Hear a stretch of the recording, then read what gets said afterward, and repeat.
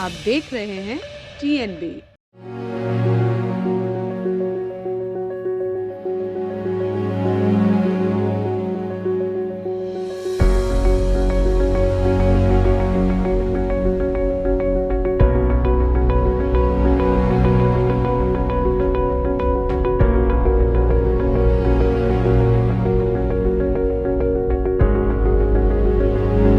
बहुत बहुत धन्यवाद माननीय वेद प्रकाश जी। ये सबका जो यहाँ पर सभी लोग आए एकत्रित हुए 135 करोड़ जनता में से भारत की राजधानी, भारत के दिल जंतर मंतर पर, ये सभी सिर्फ एक पैगाम देना चाहते हैं। हालांकि ये कुछ नहीं है, मगर देखा जाए तो बहुत कुछ है।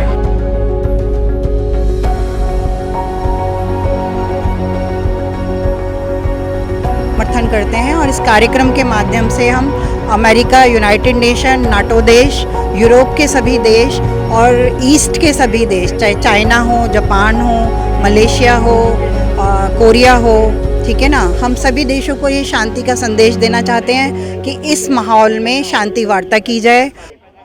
नमस्कार, आप देख रहे हैं TNB। मैं हूं आपके साथ निशा लकवाल। आज हम जंतर मंतर पर आए हैं। मेरे पीछे आप जो पोस्टर देख रहे हैं वो कई मायनों में खास है, क्योंकि देश का मुद्दा तो सभी लोग उठाते हैं, लेकिन ये जो संस्था है राष्ट्रीय सैनिक संस्थान, आज ये विश्व का मुद्दा उठाकर विश्व में शांति बनाए रखने के लिए आज यहाँ पर आई है। विश्व में शांति बनी रहे उसका आह्वान करने के लिए आज जंतर मंतर पर आई है। और यही कहा जा रहा है लगातार कि विश्व में जिस तरीके का माहौल बन रहा है, रशिया यूक्रेन का जो वॉर चल रहा है, उसमें किसी ना किसी तरीके से अब भारत भी जो है दखल देने लगा है। और कहीं ना कहीं भारत की दखल अंदाजी जो है वो दोनों ही देशों में शांति बनाए रखने के लिए काम आएगी। तो बात करेंगे कुछ लोगों से, जानेंगे कि आखिर क्या कुछ उद्देश्य है उनका आज यहाँ पर ये प्रदर्शन करने का। सर, आज आप यहाँ आए हैं शांति का आह्वान करने, क्या लगता है जो आह्वान आज यहाँ से किया जाएगा उसका असर होगा? बिल्कुल होगा। उसका असर तो असलियत में दिखने लगा है। जब कल शाम यूनाइटेड नेशंस के वो पांचों वीटो पावर जो कभी एक नहीं होते, जिन्हें संयुक्त राष्ट्र कहा जाता है, but they are divided on every issue, वो भी एक पॉइंट पे इकट्ठा हो गए और उन्होंने ये कहा कि रशिया ने यूक्रेन में युद्ध नहीं छेड़ा, रशिया ने यूक्रेन में इन्वेशन नहीं किया, बल्कि ये रशिया और यूक्रेन का विवाद था, यानी कि डिस्प्यूट था। तो प्रारंभ तो हो चुका है। और दूसरी बात कि इसमें उम्मीद इसलिए लगती है कि शांति की, चूंकि यूक्रेन के प्रेसिडेंट और रशिया के प्रेसिडेंट दोनों ने ही साफ साफ ये कहा है कि हमें भारत की मध्यस्थता स्वीकार है और भारत की मध्यस्थता स्वीकार करने के लिए जो ग्राउंड बनना था वो कल बन चुका है। और ऊपर से रूस के जो ऑब्जेक्टिव थे वो करीब करीब पूरे हो चुके हैं। रूस के ऑब्जेक्टिव थे कि यूक्रेन में डीमिलिटराइजेशन हो, तो इसलिए रूस ने सबसे पहले वहाँ के एयर डिफेंस, वहाँ के एयर डिफेंस सिस्टम, एयरफील्ड, वहाँ के टेलीविज़न टावर्स, वहाँ के नेवल बेस, वहाँ के ऑयल डिपो, वहाँ के गैस के पाइपलाइन, इनको ध्वस्त किया, यानी कि मिलिट्री इंस्टॉलेशन को ध्वस्त किया। और दूसरे वो चाहता था कि सी ऑफ अजीब और साउथ ऑफ यूक्रेन तक उसको एक लैंड रूट मिल जाए, जो उसने खैरसान और मारियोपोल और अब शायद मोल्डोवा के साथ ले लिया करीब करीब। और फिर तीसरी बात वो चाहता था कि यूक्रेन एक लैंड लॉक्ड कंट्री हो जाए, जो करीब करीब हो गया। तो उसके ऑब्जेक्टिव, और सबसे बड़ी बात वो डीनाज़िफिकेशन चाहता था। मारियोपोल में जो इतनी लंबी लड़ाई चली है वो इसलिए चली है कि मारियोपोल में जो अजोव बटालियन है वो असलियत में नाजियों की है और जिस नाजियों के खिलाफ रशिया था। पर अब चूंकि ये भी पूरे हो गए, मध्यस्थता भी हिंदुस्तान कर सकता है, तो अब पॉसिबल है कि हाँ, शांति की तरफ ये बढ़े। हमें इसकी पूरी उम्मीद है। और पूछिए सर, आप जैसे कह रहे हैं कि अब कहीं ना कहीं जो है जो आह्वान किया जा रहा है, या कहीं कि जो भारत अब वहाँ पर जो उनकी दखल अंदाजी है भारत की, है तो कहीं ना कहीं उससे शांति बन रही है। लेकिन जब युद्ध चल रहा था जिस दौरान, उस दौरान काफ़ी नुकसान जो है वो देखने को मिला था, चाहे वो मिलिट्री का हो या फिर आम नागरिक का हो। हाँ जी, हाँ बिल्कुल ठीक है। तो युद्ध के अंदर अगर आप ये समझें कि आप ड्राइंग रूम में बैठे रहेंगे तो ऐसा नहीं होगा।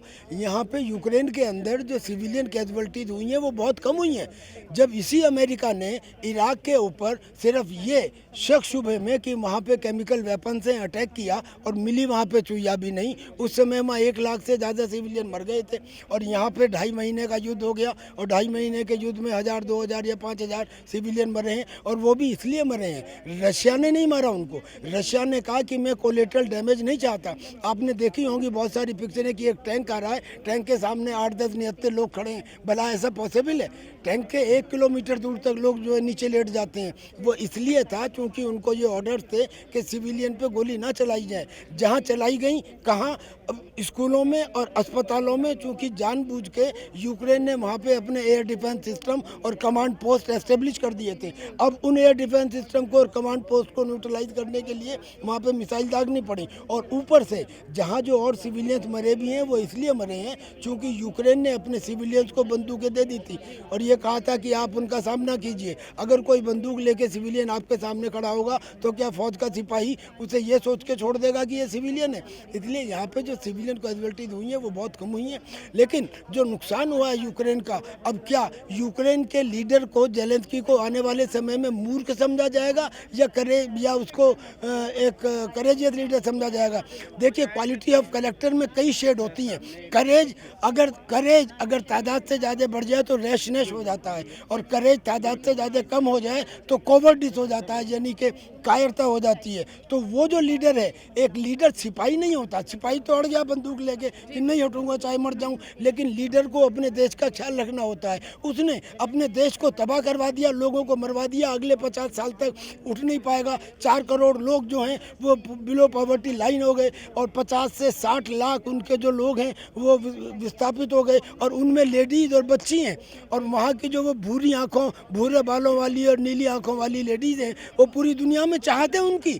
चाइना ने तो कहना शुरू कर दिया, हम तो इनसे शादी करना चाहते हैं, इन्हें हमारे पास भेजो। क्या किया? उनकी ट्रैफिकिंग शुरू हो गई। क्या इसके लिए कभी उसको माफ़ किया जाएगा? क्या चाहता था वो? मुझे नेटो में शामिल कर लो। केवल अपने इस उद्देश्य के लिए उसने अपने देश को तबाह कराया। इससे ज़्यादा गंदा, बेवकूफ़, unintelligent, without any foresight leader हम कल्पना नहीं कर सकते। मान लीजिए मैं एक सिपाही हूँ और मैं ये कहने लगूँ कि मेरा प्रमोशन नहीं हुआ, लिहाजा मैं फौज के खिलाफ बगावत करता हूँ, तो मेरी बगावत के पहले ये देखा जाएगा मेरा उद्देश्य क्या था। उसका उद्देश्य क्या था? बस ये ना कि नेटो में शामिल कर लो। नेटो में शामिल करने के लिए उसने देश को तबाह करवा दिया। आज क्या पोजीशन है? एक्सपोर्ट कर नहीं सकता। युद्ध की वजह से वहाँ पे बो पाए नहीं, फसल बुई नहीं है। एग्रीकल्चर उसका एक्सपोर्ट था। एग्रीकल्चर न प्रोड्यूस होगा ना एक्सपोर्ट होगा। जो कुछ पहले से जमा था वो खत्म हो गया या तोड़ दिया गया, तो क्या बचा उसके पास? सबसे बड़ा फॉली और इसमें जो गलती और बेवकूफ़ी है वो जेलेंस्की की है। जी। तो सर, मैं आपसे जानना चाहूँगी, लगातार आह्वान किया जा रहा है शांति का, लेकिन वहीं दूसरी तरफ अगर देखा जाए तो आज आप लोगों ने एक नारा भी उठाया है कि लोगों को खाने की ज़रूरत है, ना कि हथियारों की। देखिए, शांति कैसे हो सकती है? जी। जब तक बाइडन और बोरिस यूके का और यूएस प्रेसिडेंट हैं ये हथियार देना बंद नहीं करेंगे तब तक शांति नहीं हो सकती। आप जो मर्जी कर लीजिए। बाइडन क्यों हथियार दे रहा है उसका एक रीज़न है, क्योंकि जब पिछली बार इलेक्शन था तो हथियारों की जो 4 कंपनीज़ हैं उन्होंने बाइडन के इलेक्शन पे पैसा लगाया था। अब उसने सब जगह, रशिया में सब जगह वो लगा दिया सैंक्शन, और जो पैसा दे रहा है वो वापस अमेरिका में ही आ रहा है। उन 4 कंपनी के जो शेयर्स है 400, 500 गुना बढ़ गए, इसलिए बढ़ गए। तो शांति कैसे हो सकती है? That is impossible. सर, एक भारत से जुड़ा मेरा सवाल है कि जो रसिया और यूक्रेन वॉर हो रहा था उसका असर कहीं ना कहीं भारत पर भी देखने को मिल रहा था, जैसा कि लगातार जो महंगाई बढ़ रही है उसको लेकर क्या कहेंगे? देखिए, अभी तक जो ऑयल इंपोर्ट हुआ है हमारी कंट्री ने जो किया है वो सिर्फ प्राइवेट लोगों ने इंपोर्ट किया है। हमारी गवर्नमेंट ने अभी तक कोई इंपोर्ट नहीं किया है। जो रशिया का, जो इंडिया का है, आपस में रूपी रूबल ट्रेड वो अभी तक स्टार्ट नहीं हुआ है। सिर्फ रूपी यहाँ से जा रहा है, आप एक्सपोर्ट कर सकते हैं। अल्फा बैंक जो है प्राइवेट एक बैंक है रशिया का, उसने बैंक ऑफ महाराष्ट्र से एक एग्रीमेंट किया। 2000 करोड़ रुपए का एक्सपोर्ट हुआ है। उसमें गई है चाय, गई है चीनी, गई है मेडिसिन्स, गई हैं चावल, गए हैं। लेकिन आज की डेट में उनके सारे मॉल्स खाली पड़े हैं। हमारे यहाँ महंगाई घट सकती है, हमारी कंट्री में के बिजनेसमैन को बहुत प्रॉफिट आ सकता है। जितने हमारे यहाँ ब्रांडेड आइटम्स हैं उनको चाहिए वहाँ जाकर शोरूम खोलें ना, सामान भेजें। अभी कोई जारा तो बिकेगा नहीं, सेंट माइकल तो बिकेगा नहीं, इंडियन ब्रांड बिकेगा। तो हमारे जो ब्यूरोक्रेट्स हैं उनको ट्राई करना चाहिए ना। आप कह रहे हैं कि महंगाई जो है वो घट सकती है, तो आपको क्या लग रहा है कि सरकार नहीं चाह रही है कि महंगाई कम हो? सरकार चाह रही है लेकिन ब्यूरोक्रेट्स अभी उसका आंसर नहीं कर पा रहे हैं। अभी इनका नेक्स्ट वीक रशिया का बैंक डेलीगेशन आएगा, आरबीआई से मिलेगा। यदि ये रूपी रूबल ट्रेड प्रॉपरली स्टार्ट कर देते हैं तो महंगाई ऑटोमेटिकली कम हो जाएगी। जो गरीब आदमी है उसको खाने को मिलेगा प्रॉपरली। अब गेहूँ जा रहा है ना, क्योंकि वर्ल्ड के अंदर जो थे दो मेन एक्सपोर्टर्स थे गेहूं के, एक रशिया और एक यूक्रेन। यूक्रेन खत्म हो गया, रशिया ने गेहूं के ऊपर, व्हीट के ऊपर बैन लगा दिया कि वो एक्सपोर्ट नहीं होगा। तो अब इंडिया से एक्सपोर्ट हो रहा है ना। अभी देखिए, जिस वक्त ये वार स्टार्ट हुई थी, वार स्टार्ट होने से पहले $1 इज इक्वल टन 76 रूबल्स, जो हमारे इंडिया में $1 था, और बीच में हो गया था 140। Today it's 69.40। इसका मतलब रशिया पे सैंक्शन का कोई असर ही नहीं है, वो स्ट्रांग होता जा रहा है। तो सोचने की बात है ना ये।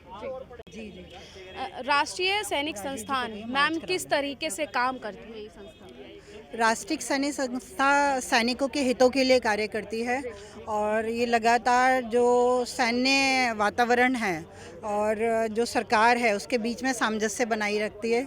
जैसे उनकी पेंशन्स हैं, उनके वेलफेयर के काम हैं, या जो सैनिकों के अंग भंग हो जाते हैं उनको मेडिकल एड्स कैसे मिलें, और उनको उनके परिवारों को, जहाँ पे वीरगति को हमारे सैनिक भाई प्राप्त हो जाते हैं, तो उनके परिवारों को किस तरह से वेलफेयर मिल रहा है या नहीं मिल रहा, उनको ये सहायताओं की आवश्यकता है, उनके बच्चों को शिक्षा के लिए वातावरण तैयार करती है। तो राष्ट्रीय सैनिक संस्थान का बहुत बड़ा रोल है सेना के मनोबल को बनाए रखने के लिए और उनके परिवारों को सांत्वना और संरक्षण देने के लिए। आज शांति का आह्वान किया गया है, तो कहाँ तक जो है ये आवाज़ जाएगी? हम भारत की शांति की आवाज़ हमेशा हर जगह गई है। हमने देखा कि सेकेंड वर्ल्ड वॉर के बाद और जो 1947 में जो हमें स्वाधीनता प्राप्त हुई, आज हम 75वीं वर्षगांठ अपने स्वाधीनता की अमृत महोत्सव मना रहे हैं अपने देश में।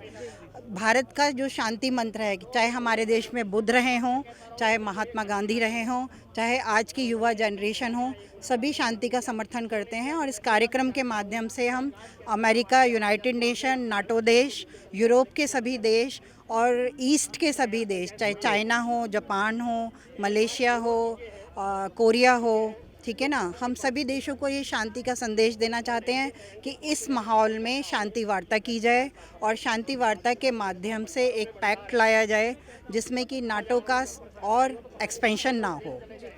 शांति बनी रहे विश्व में, क्या मैसेज आप देना चाहेंगे? शांति तो बहुत ज़रूरी है। बिना शांति के तो कोई भी देश सरवाइव नहीं कर सकता अच्छे से। तो शांति तो फर्स्ट स्टेप है हमारा इस दुनिया के लिए। तो इंडिया इसके लिए हमेशा से आगे रहा है और आगे ही रहेगा। बस यही मैं संदेश देना चाहती हूँ। जय हिंद, जय भारत। लगातार कहा जा रहा है कि शांति बनी रहे। आप आज इस कार्यक्रम में थे, क्या लग रहा है कि शांति कहाँ तक, आज ये आवाज़ जो है वो शांति की कहाँ तक जाए? जिस तरीके से अभी बात किया गया और सभी यही बोल रहे हैं कि हमारी जो शांति की जो अभी हम आवाज़ उठा रहे हैं ये विश्व के हर एक कोने में जाए, क्योंकि भारत एक ऐसा देश है जो शांति प्रिय देश है, जो हमेशा शांति की ही बात करती है।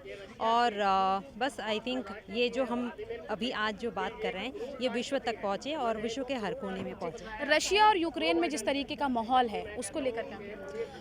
जो माहौल है उसी के बारे में ही बात हो रही थी और हम यही होप करते हैं कि अब ये जो युद्ध बोला जाए या फिर ये जो एक दूसरे से मनमुटाव है वो जल्दी से ख़त्म हो और शांति, हम चाहते हैं कि वहाँ शांति बने रहे। जंतर मंतर पर आज बहुत से लोग आए हैं जो शांति की मांग कर रहे हैं। मेरे पीछे आप देख सकते हैं, ये इन्होंने आज यहाँ पर शांति की, विश्व शांति का आह्वान किया है और लगातार यही उनका कहना है कि पूरे विश्व में या देश में जिस तरीके का माहौल चल रहा है उसमें कहीं ना कहीं जो है शांति की बहुत ज़रूरत है। हमें युद्ध नहीं चाहिए, हमें शांति चाहिए और आज इसी का ही आह्वान जो है वो किया गया है। बहुत से लोग यहाँ पर जो हैं वो मौजूद हैं, वो युद्ध की नहीं बुद्ध की बात कर रहे हैं, अगर वो और शांति की मांग भी जो है वो की जा रही है। लेकिन आज जो आह्वान यहाँ से किया गया है, अब देखना यही रहेगा कि जो आह्वान यहाँ से किया गया है वो कितना असर होगा और कितना जो है शांति बनी रहेगी। कैमरा पर्सन शुभम सिन्हा के साथ मैं निशा लकवाल, TNB न्यूज़, दिल्ली।